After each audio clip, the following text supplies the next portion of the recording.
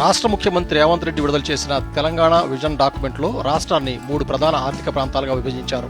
అవే cure, pure, rare. ఈ 3 ప్రణాళికల లక్ష్యమే తెలంగాణ కొత్త ముఖ చిత్రం. అసలు ఈ క్యూర్, ప్యూర్, రేర్ ప్రణాళికలు ఏంటి, వాటి లక్ష్యాలేంటో ఇప్పుడు వివరంగా తెలుసుకుందాం. Cure, core urban region economy. ఈ ప్రాంతం ఔటర్ రింగ్ రోడ్ లోపల ఉన్న మొత్తం ప్రాంతాన్ని సూచిస్తుంది. దీన్ని ఒక పటిష్టమైన సర్వీస్ సెక్టార్ హబ్ గా మార్చడమే ప్రధాన లక్ష్యం.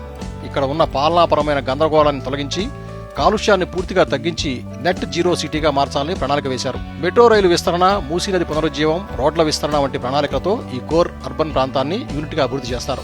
Pure, peri urban region economy. దీని పరిధి ఔటర్ రింగ్ రోడ్డు వెలుపల నుంచి రాబోయే రీజనల్ రింగ్ రోడ్డు వరకు ఉంటుంది.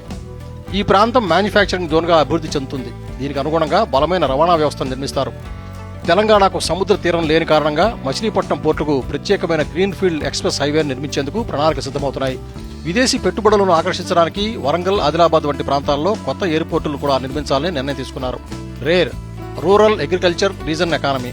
ఇది రీజనల్ రింగ్ రోడ్డు అవతల నుంచి రాష్ట్రం సరిహద్దుల వరకు విస్తరించి ఉంటుంది. గతంలో నిర్లక్ష్యం చేయబడిన గ్రామీణ వ్యవసాయ ప్రాంతాలను బలోపేతం చేయడమే దీని లక్ష్యం. వ్యవసాయ ఆధారిత ఉత్పత్తులు, ఆర్గానిక్ ఫుడ్స్ పరిశ్రమలకు ఈ ప్రాంతం నెలవుగా మారుతుంది. అంతేకాక నాణ్యమైన విద్యుత్ ద్వారా రాష్ట్రాన్ని నాలెడ్జ్ హబ్ గా తీర్చిదిద్దాలని నిర్ణయించారు. ఈ విలువైన సమాచారాన్ని లైక్ చేయండి, షేర్ చేయండి. ఇలాంటి మరిన్ని అప్డేట్స్ కోసం DD న్యూస్ తెలంగాణ